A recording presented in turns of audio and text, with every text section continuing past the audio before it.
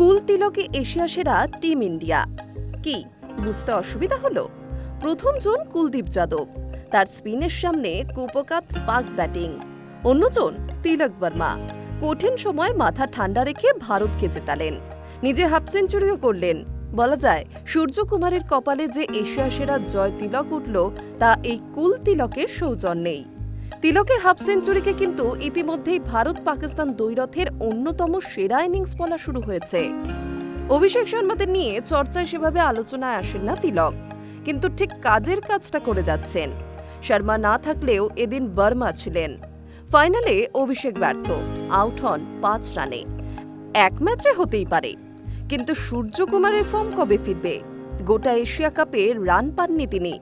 ফাইনালে তার জ্বলে ওঠার সুযোগ ছিল, কিন্তু আউট হলেন মাত্র 1 রানে।